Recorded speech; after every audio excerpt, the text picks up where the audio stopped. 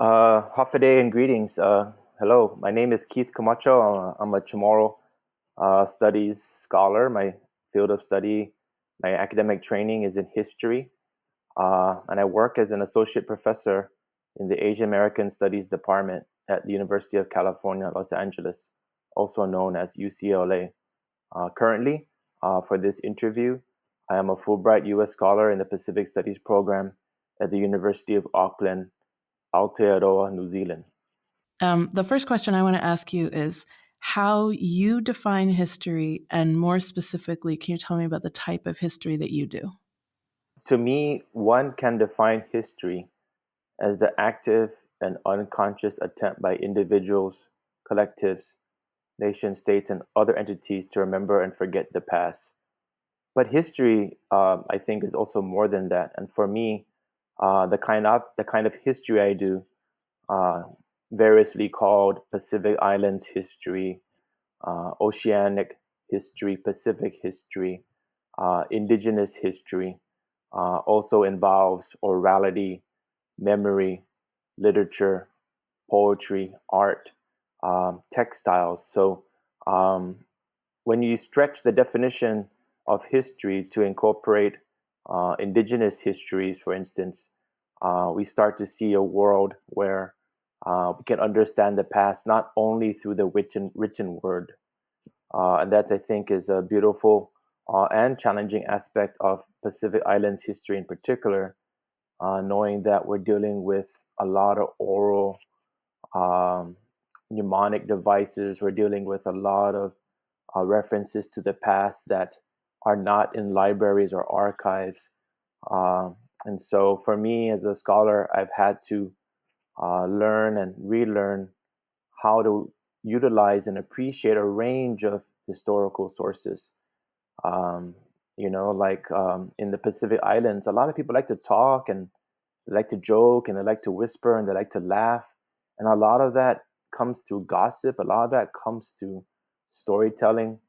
Um, and just like a written piece of paper found in some archive in some country with a librarian, both the written word and the spoken word have their own challenges and rewards. And it's for me as an historian to kind of like, work with these sources and appreciate them for their strengths and their weaknesses. And that I think makes my kind of history very unique when we think of history in the broader sense and how history has usually been written by men, by victors of conflicts and stuff like that. And so for me, history is about those events, but it's also about women. It's also about children. It's also about old people and how their histories matter as well. You said that history was about an intentional act of remembering and forgetting.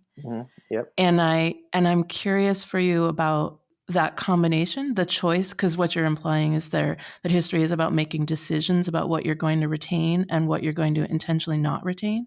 In the main, as it is today, if you choose to get a history, if you choose to get a PhD in history, University of California system at Stanford and at Australian National University, University of Tokyo, wherever in the world you want to get a PhD history, it's almost always about written documents. And it's not necessarily about what I'm describing as the active and unconscious attempt to remember and to forget.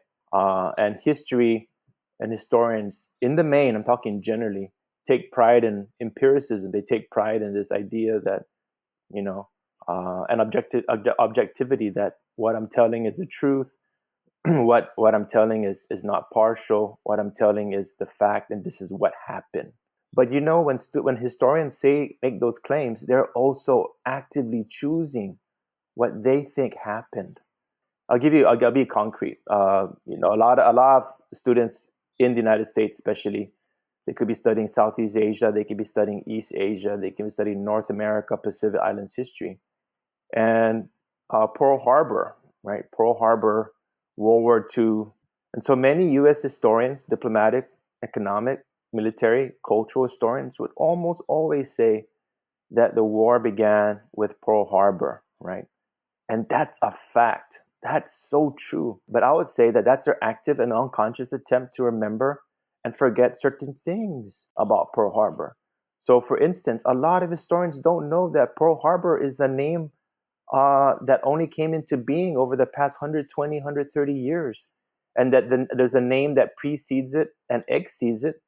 And it's a native Hawaiian name called Pu'aloha, uh, thousands of years old, older than Pearl Harbor, older than the US Navy. And so, what historians might think of as factual in terms of place, Pearl Harbor, already you can see the layering of what is remembered and what is forgotten. Pu'aloa being a native Hawaiian place name that comes before and after Pearl Harbor. And I'm just giving the example of a place name. I'm not even getting into, how Japan and the United States were already going to have a conflict, which is a matter of when. How the United States was pulling out military personnel from its colonies in the Philippines and Guam, already anticipating an attack. So the United States knew that, from a historian's perspective, they knew that this was not going to be that the Japan was going to attack them, and that the historians would claim it was surprise. It was a surprise attack. Well, those historians, it's because they're informed by their own subjectivities and their own biases. And a lot of the historians who've written about World War II have an aversion, if not a racism, toward Japanese and Asian peoples. They choose to forget the native Hawaiians. They choose to forget Pu'aloha and just want to center the United States, or rather a white United States, in Pacific and in Asia. And so that's a really good example of how we actively remember and forget the past. And I'm encouraging students to know that kind of history, to know how countries and nations war each other over history, but also to embrace the native Hawaiian stories, to embrace their elder stories, to embrace documents that most historians have overlooked, and in a lot of cases intentionally, right? And I think when you weave all these stories together, you get a more complex, a more compassionate, a more critical perspective of any past. So I want to like stick with this history theme then.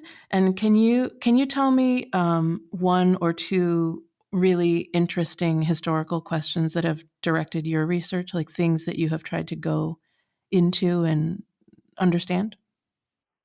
One question is, why did Japan and the United States colonize the Pacific Islands? And what can we learn from this historical and ongoing nexus of geopolitical violence today? For me, this is one very important historical question that's informed much of my research over the past 15, 20 years. Japan and the United States, modern nation states. Why did they seek to colonize the Pacific Islands? And here I'm referring to the islands in world history, what we would call Micronesia. There are three regions in Oceania, geopolitical, academic regions that the United Nations recognizes, regions that international law recognizes, regions that Japan, the United States recognize. And they are Micronesia in the Western Pacific, Polynesia in the Northern Pacific, and Melanesia in the Southwestern Pacific. And so, my research has focused on Micronesia mainly, and particularly the islands of Guam and Saipan, the Mariana Islands, but also the Marshall Islands, Palau, islands that were once colonized not only by Spain and Germany, but also by Japan, and then later the United States.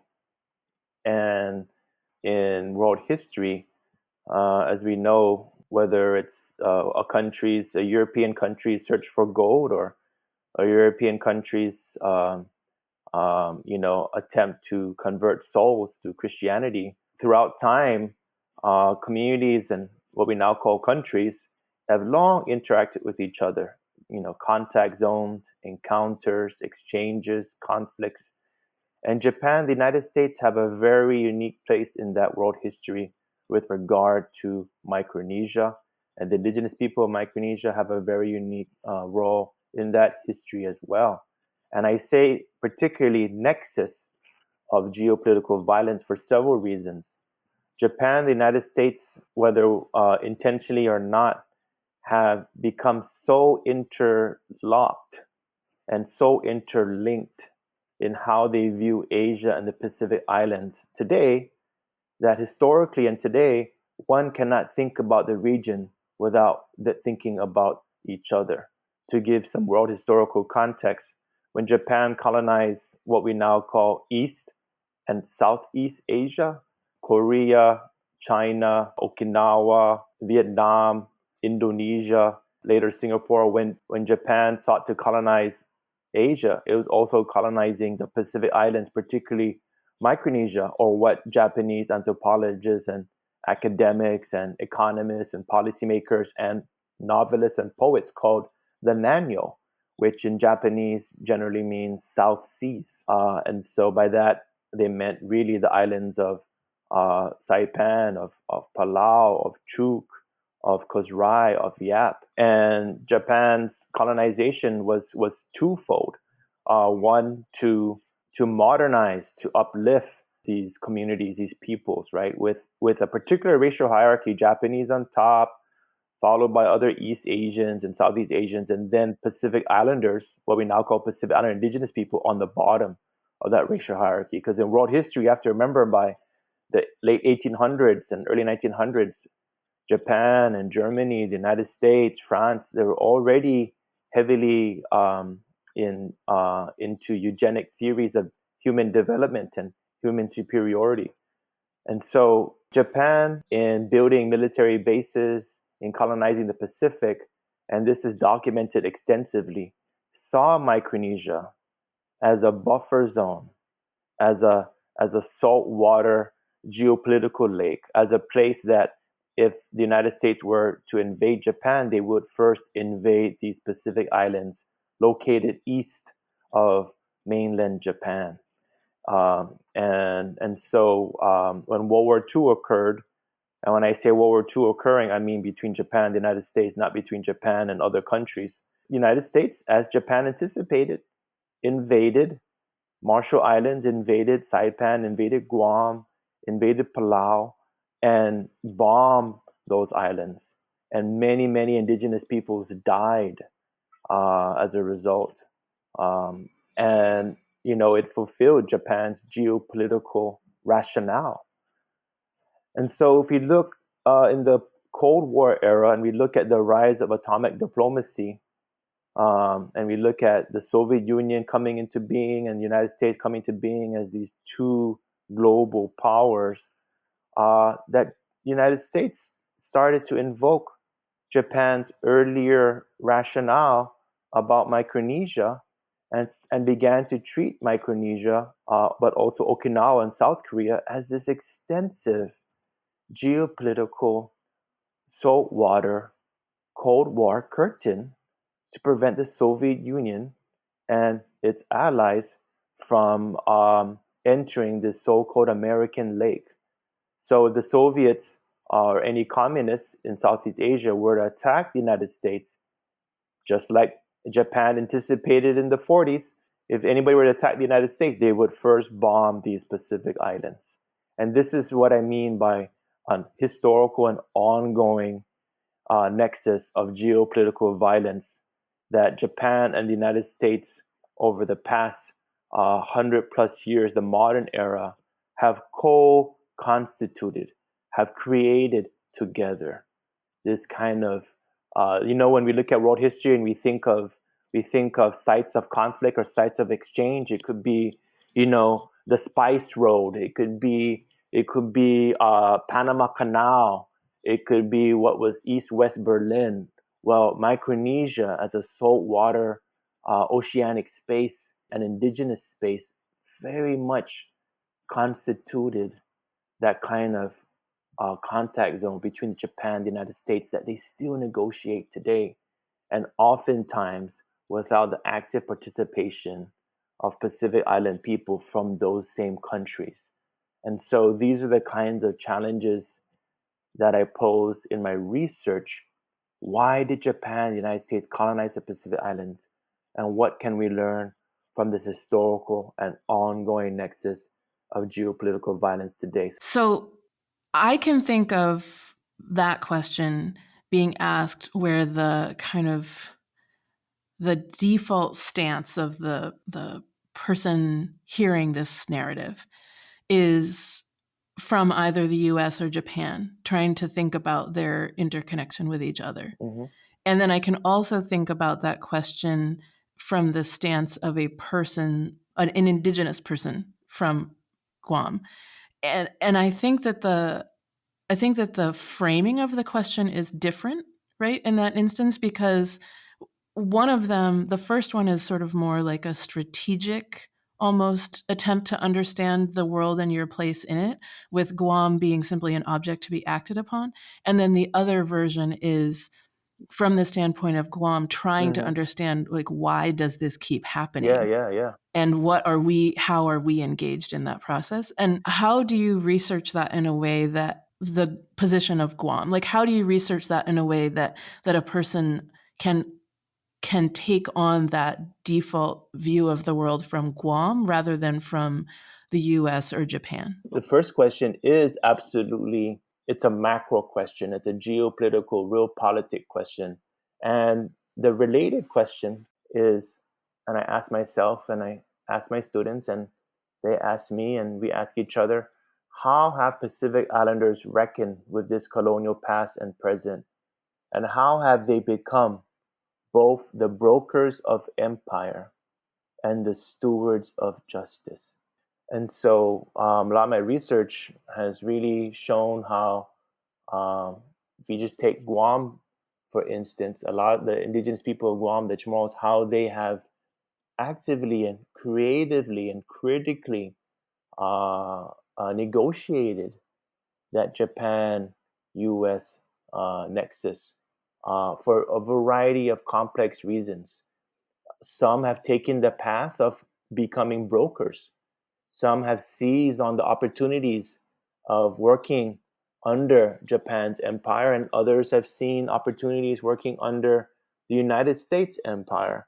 And so you have, these indigenous communities, making these complex decisions as to, around benefit, around gain, around power, around employment, around fear. And then you have also the stewards of justice. You have people that, in the indigenous language, they're trying to, they're trying to make something right. They see a wrong, they're trying to make something right. They are stewards of their own justice. They're stewards of trying to work out something harmoniously in a way that might not be recognized by Japan and the United States and other countries. And so in my research, I've always struggled. It's an ongoing struggle. I've always struggled to merge these competing narratives of the past.